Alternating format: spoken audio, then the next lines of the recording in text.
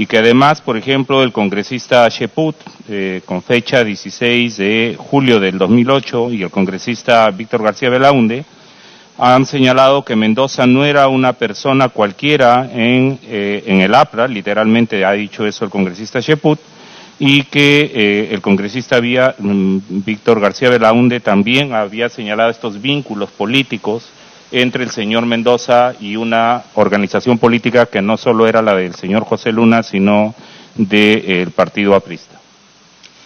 Como ya dije, a ese señor nunca lo conocí, nunca me comuniqué con él, no sabía de su existencia, menos voy a saber de sus relaciones políticas. Lo que yo he dicho de Luna es por ya las actuaciones denunciándome sin ninguna razón, y he visto la confianza de Cavazza con Mendoza y consecuentemente pues Cavazza era representante de Luna.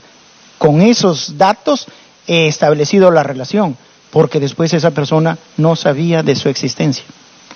Siguiente pregunta.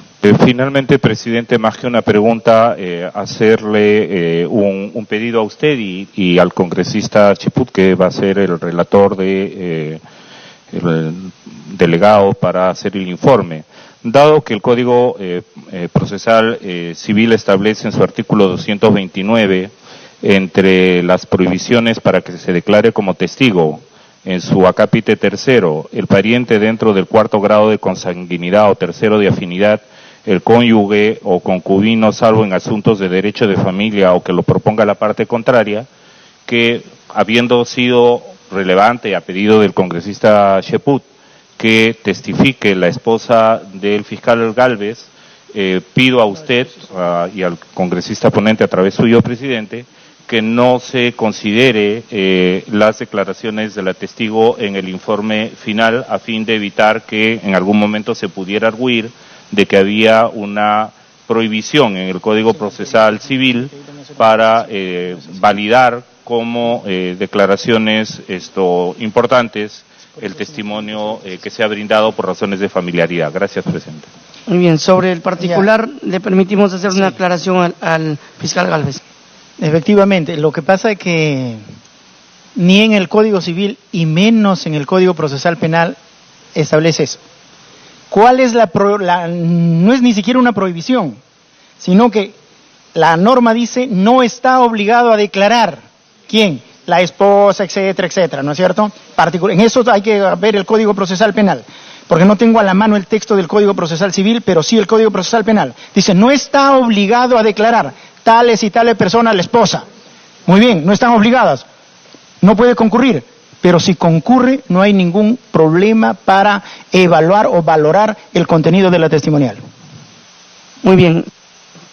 Se le da participación al congresista delegado.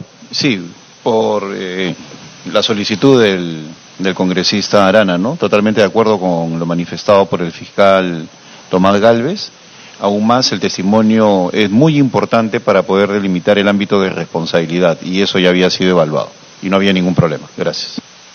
Siguiendo el orden de oradores, le corresponde al congresista Galarreta. Se le usa la palabra. Gracias, presidente. Bueno, pedí la palabra cuando se mencionó a una parlamentaria en esta sesión, ¿no? La congresista Rosa Bartra, y una visita que obviamente lo hacía en su condición de presidenta de la Comisión de Constitución, sobre diferentes reformas, ¿no? Entonces yo sé que este no es el momento, pero yo he escuchado a congresistas pedir la libertad de Abimael, y por eso no voy a coincidir que son los mismos del Movadef, ¿no? O sea, es decir, esas lógicas que se están usando para llegar a una conclusión resulta bastante, bueno, creo que no aceptables para los que tenemos que tomar acá decisiones. Yo más bien, presidente, quería, y pido disculpas a través suyo si suena un poco rara mi pregunta, pero que no tengo otra forma de poder en esta etapa, ya será en el debate, intervenir y preguntar por qué cree tanto el fiscal Chávarri como el fiscal Tomás Gálvez que se les imputa el pertenecer a una banda de crimen organizado. ¿Por cuántos audios? ¿En qué audios aparecen? ¿Cuántos son? ¿Qué es lo que dicen en esos audios? Porque aquí, presidente, yo escuché incluso cuestionar si en el extremo se pusieron de acuerdo para que no pueda ser reelecto otro fiscal. Entonces, para que esté dentro de esta etapa, tendré que preguntar ustedes por qué creen que les pueden imputar una conducta antiética, ilegal, en el supuesto extremo que se hayan puesto de acuerdo para que no se reelija un fiscal. Es decir, aquí es ilegal que en el supuesto extremo, me lo responderán, que quieran cumplir un acuerdo, por más que no sea un acuerdo jurídico, pero un acuerdo de mayoría de los fiscales supremos, para el de mayor antigüedad, porque esto termina siendo para algunos una imputación, no solamente acá, porque acá, bueno, por último, y es verdad, cada congresista tiene derecho de opinar, así sea cosas que vayan más allá de lo común, pero yo escucho y recuerdo en medios de comunicación que la presentación era, y acá está el audio donde conversa, o sea, le daban una entonación que, claro, después al día siguiente venían las acusaciones constitucionales, entonces terminamos en esto. Entonces, para poder llegar a una pregunta ¿es ilegal que se pongan de acuerdo en el supuesto que no hayan querido la reelección de un fiscal de la nación? ¿Es ilegal que se haya buscado a un determinado grupo de personas para que puedan asesorar a alguien que ha asumido recién la Fiscalía de la Nación? Ahí van como 3 preguntas, pero lo que trato de hacer es saber por qué cómo así se ha construido esta parte de la acusación. Hay otras que obviamente pueden tener más fundamentos, pero esta parte de la acusación donde resulta que incluso no se pueden incomodar si una organización, no sé si no puedo decir criminal, no quiero faltar pero una organización que articula mucho, ¿no? Entre ONGs como Proética, como Transparencia, como IDL, pretenden que se quede un fiscal con todo el derecho que tenga, ¿no? Finalmente su derecho es a esa ONG de que se quede ese fiscal, pero ¿dónde está la parte ilegal que uno diga, y por qué esas ONGs y algunos parlamentarios sí pueden hacer, entre comillas, interferencia política, y por qué otros para que no salga elegido ese fiscal o no? Entonces, ¿dónde me pueden ayudar a encontrar dentro de estas acusaciones y esto que ustedes han respondido toda la tarde, el hilo conductor de dónde está la acusación finalmente, dónde nace o qué es lo que consideran ustedes que me va a servir a mí para evaluar en base a las acusaciones? Sí, para que responda primero el fiscal Gálvez. ¿Gálvez? ¿Ya? ¿Ah? Ya está bien. Gracias, señor congresista. Pero, en realidad, si va a haber una elección, lo normal es que los electores se pongan de acuerdo, vean las conveniencias, inconveniencias, e inclusive asumir compromisos dentro de la legalidad. O sea, eso no tiene nada de indebido. Yo me hubiese podido poner de acuerdo con el doctor Chávarri para apoyarlo, totalmente lícito, pero no fue así, porque ya lo dije también, y discúlpeme, doctor Chávarri, el doctor Chávarri, 3 días antes de mi entrevista me abrió una investigación por 10 delitos.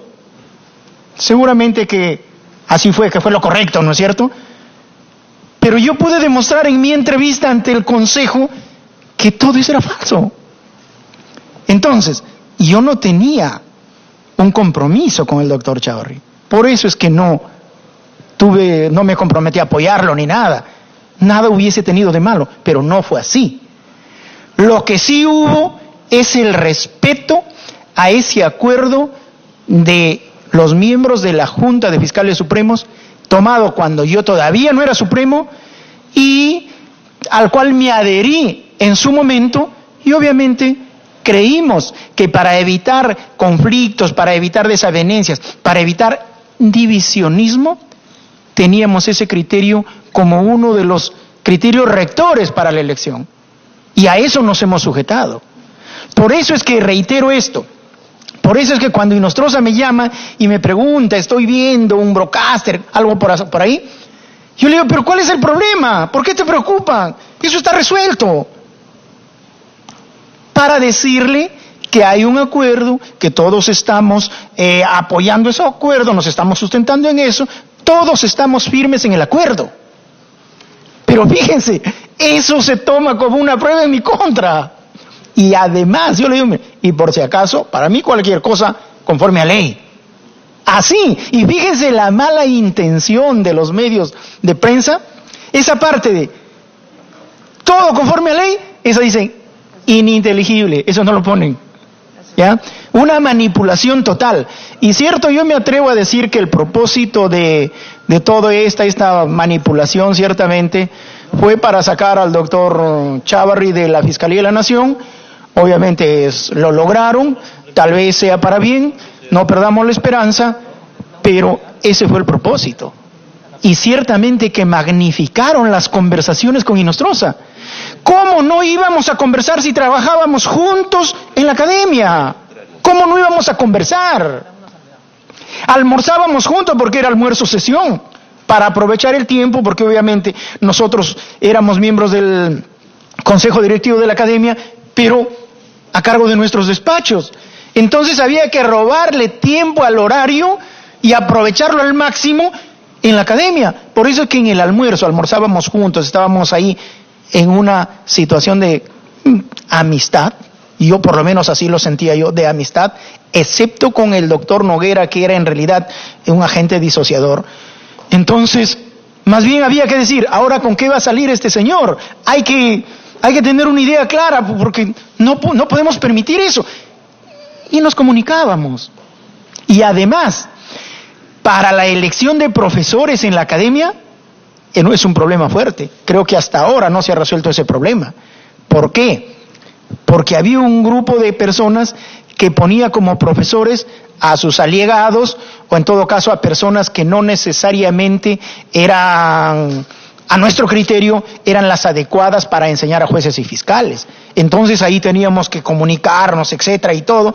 Y además, fíjese, yo en mi compromiso con la institución, en mi compromiso con el Ministerio Público, que intervine en este caso de lavado, y luego organicé un debate sobre lavado de activos, en donde Inostroza tenía que claudicar totalmente sobre su posición, y así fue. Yo fui uno de los participantes en ese debate, y prácticamente, lo digo con modestia, los convencimos a todos, lo convencí a todos. Y a partir de eso, los fiscales asumen mi criterio, o el criterio que desarrollamos en ese debate. Todo eso teníamos que coordinar, porque por ejemplo, ahí sacamos un libro y ahí viene, ya te dieron tus libritos. No, me dice, ya te entregarán el lunes entonces. Y fíjese, se trata de un libro verde que no lo traje, creo que nos olvidamos, o sí lo tiene. Es el libro verde de las posturas de todos los especialistas sobre el curso o sobre el delito de lavado de activos. Entonces acá está, yo fui el coordinador, el director de este trabajo, y entonces, cuando ya se iba a dar el debate, que fue el 4 de junio, yo lo llamo lunes, lo llamo el 1 de junio, viernes, y le digo, este es nuestro debate, no vayas a faltar. ¿Ya te entregaron tus libritos? Porque obviamente tenían que entregarle, recién se había salido los libros, y me dice, no. Pero fíjese lo irónico, pude haberle dicho, ¿ya te entregaron tus libritos verdecitos? Pucha, y ahí sí estaba ya del cuello. Felizmente que no llegamos a eso. Entonces, un compromiso de trabajo, de coordinación con Inostroza, con otra gente, se le ha dado este contenido criminal. Lamentablemente, yo sé que esto no va a quedar ahí, las cosas se van a aclarar y van a ver que nosotros somos víctimas de persecución. ¿Por qué nos persiguen? Se aclarará también. La historia es inexorable. ¿Y saben qué? Y estoy muy seguro que muchos de nuestros persecutores van a ser sinceramente los perseguidos. Eso quería decir. Si no tiene alguna pregunta adicional el congresista Galarreta, para darle el paso a la congresista Beteta. Presidente, gracias. No, bueno, en general, reuniones para asumir cargos, imagínese, si hasta para la asunción de la presidencia se hablan de reuniones, pero el tema, yo le preguntaba porque, claro, tendría mucha pregunta más bien a varios de los congresistas que han hecho uso de la palabra para llegar a buscar el sustento jurídico, pero hay algunos temas que sí me dejan la duda, ¿no? Por ejemplo, al doctor Chávarri Trae Suyo, presidente, porque si la remoción, más allá si estamos a favor o en contra, porque creo que es una facultad finalmente del fiscal de la Nación, pero si el argumento es una falta de, digamos, de obediencia,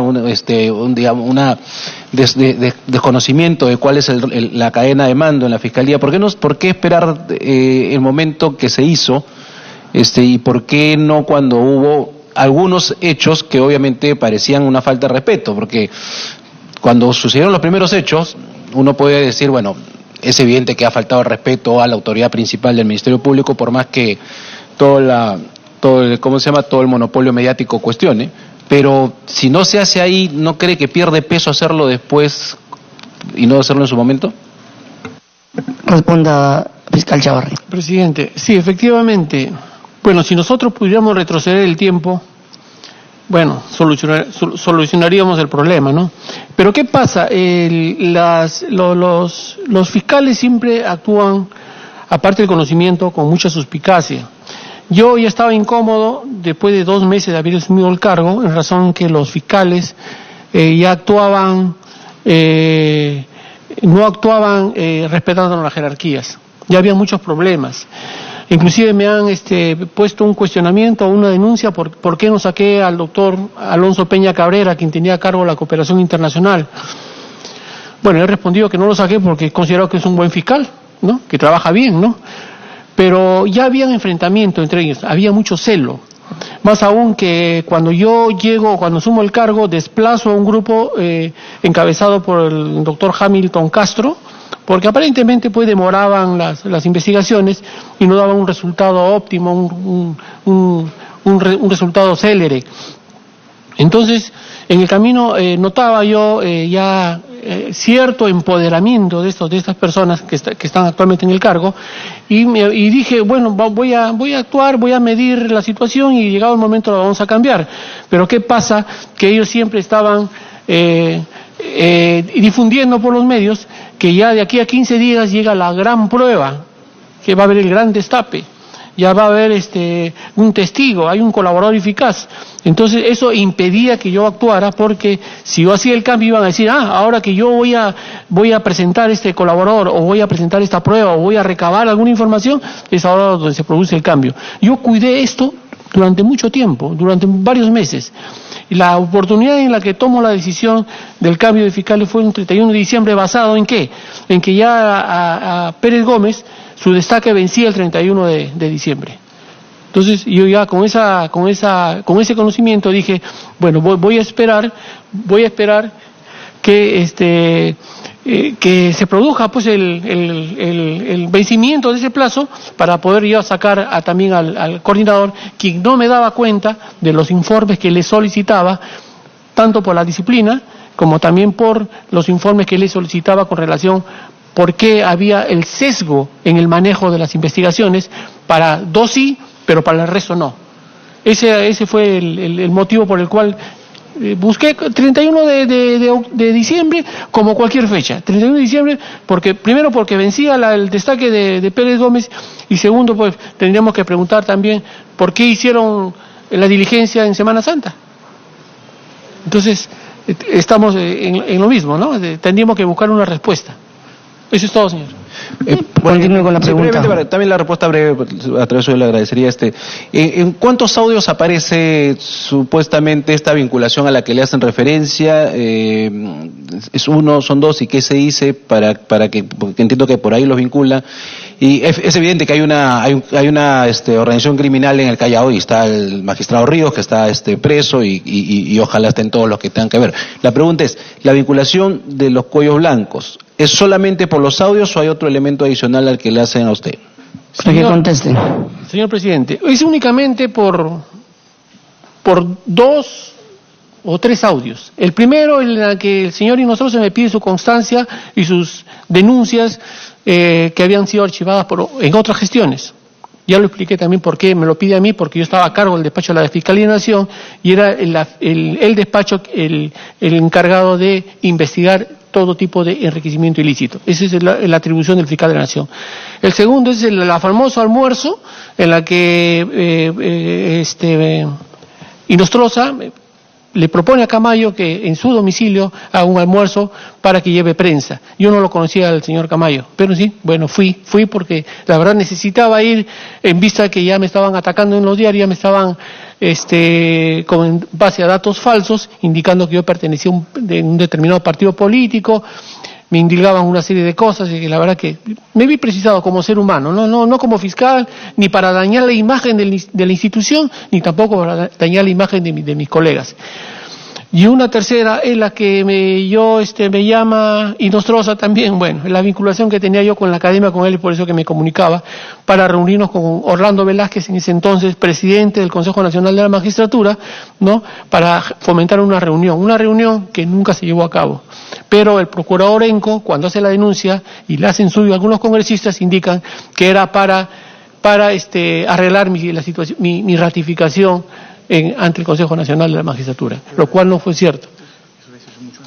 Claro, y porque, bueno, realmente eso, y después no tengo ninguna vinculación con los cuellos blancos, no conozco, por ejemplo, han leído varios nombres de las personas que conformarían este grupo. Yo hasta dudo, creo que este grupo exista, por ejemplo, en la magnitud que se les ha dado, pero sé que en el Callao ha habido pues, situaciones muy irregulares, pero particularmente yo no conozco a la mayoría de esas personas, y digo la mayoría porque sí conozco a César Inostroza y conozco a los 3 ex miembros del CNM vinculados a estos hechos, de los cuales tampoco sabía que estaban siendo investigados ni en las actividades que estaban realizando presuntamente con esas personas. Sobre la misma pregunta, se le permite aclarar al fiscal Gálvez. Claro, también se me diría en cuántos audios apareces. No sé, porque yo me he comunicado con Inostroza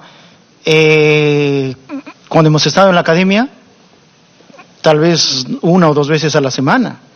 Y no sé desde cuándo está intervenido, entonces habrá un montón de llamadas, pues supongo. Pero supongo que mis llamadas son intrascendentes, por eso ya lo hubiesen sacado, ¿no es cierto? Todos los audios lo tienen.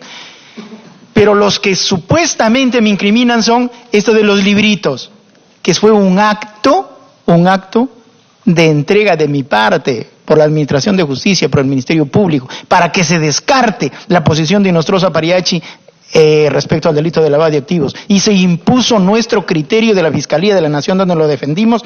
¿Y qué sucede? Le dije, hicimos un trabajo para allá, hay que debatir, acá está el contenido de los trabajos y debatimos. Esa es la primera de los libritos, pero ahí hay una parte donde yo le digo, mira, cualquier cosa conmigo, todo lo que sea conforme a ley, eso me favorece, no es prueba en mi contra. Después, el caso del rondero, yo también creo que eso es luchar por una adecuada y eficaz administración de justicia, por una administración de justicia más humana, en donde se trate por igual a un humilde rondero de la región San Martín que siempre fue excluido, que nunca se respetó su derecho al acceso a la justicia, su derecho de defensa, que no haya discriminación. ¿Pero qué hice yo? Yo no dije resuélvelo a favor. ¿Qué cosa le dije? Hay este problema, vean ustedes, porque no se puede permitir este tipo de arbitrariedades. Muy bien, lo vieron y dijeron, infundada la casación. Y ahora ese rondero, que probablemente sea inocente, está en prisión. ¿Y saben qué? Hay más de 2.000 nativos presos sin saber ni siquiera leer, entender el español. ¿Por qué? Porque, por ejemplo, cuando están machacando la coca en los laboratorios, vienen los helicópteros de interdicción y todos se corren y los nativos se quedan ahí solitos. Y a ellos los agarran. Estos son los narcotraficantes. No saben por qué están, pero están presos. ¿Y saben qué? Somos así de indolentes con nuestros compatriotas. Creo que me equivoqué al decir somos, porque yo no lo soy. Y por eso es que yo comuniqué esa preocupación a Inostroza. Y al final salió en contra, pues yo no le he pedido que resuelva en uno u otro sentido. Perfecto, ese es el segundo. El tercero fue justamente esta llamada que le digo, César, por favor atiende a Walter Delgado, que quiere hablar contigo. Y a partir de ahí, yo estoy intercediendo ante el Consejo Nacional de la Magistratura para que lo nombren. Él estaba en primer lugar, no necesitaba ningún favor, y sin embargo no lo nombraron.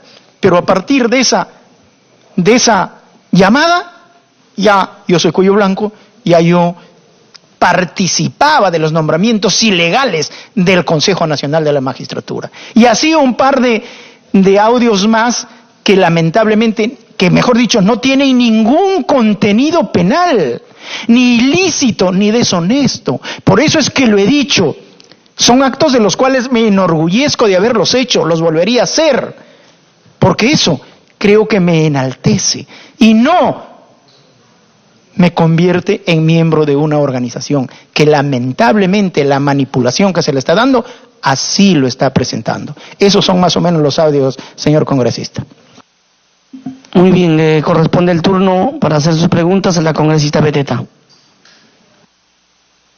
Gracias, presidente. Solo primero, a modo de aclaración, ya que es importante, lamento que el congresista Arana tenga que sacar un tuit y dice: de mala fe, congresista Beteta sabe que voy a votar a levantamiento de inmunidad y dice que se ha retirado. No es ninguna mala fe, congresista Marco Arana, no tengo esas costumbres. Y lo digo de manera clara, porque nada me costaba pedir que se levante y salir a pasos perdidos y decir que se frustró la diligencia porque el congresista Marco Arana se ha ido. Ahí sí sería una mala fe. Lo que yo hice, el anuncio, es para que se pueda tomar las previsiones y se pueda esperar para que algún congresista retorne y se pueda continuar con esta audiencia. Eso primero para aclarar, señor presidente, por su intermedio. Y sería bueno también, presidente, las preguntas que voy a formular a los dos citados en esta subcomisión de acusaciones, ya que es importante porque versan de dos temas fundamentales esta denuncia constitucional. Uno, para determinar que sean parte de una organización criminal. Ya algunos colegas se han referido a un informe que ha emitido la fiscal que ha estado a cargo en el Callao. Sin embargo, si uno lee de manera, digamos, como corresponde, en ese informe vemos que la fiscal hace, como corresponde, tipificar a cada uno de los integrantes de los cuellos blancos, dice quién es cabecilla 1, quién es cabecilla 2, cabecilla 3, cabecilla 4, y luego ellos hacen una comunicación y manifiestan que también podrían ellos ver de qué forma a quienes más podrían involucrar como apoyo. Que efectivamente para determinar una organización criminal tienes que determinar la función que cumple cada uno de sus integrantes. Ante ello, habiendo este informe, porque ellos dicen ahí, ¿no? César Inostroza, cabecilla 1, Walter Río, cabecilla 2, y así a otras personas más les señalan, pero en el caso de los dos denunciados aquí en esta subcomisión, simplemente no se señalan cuál sería su rol, si son de colaboración, son los financistas, como sí determina en el caso de Camayo y todo lo demás. Entonces, ante ello, me gustaría saber el informe.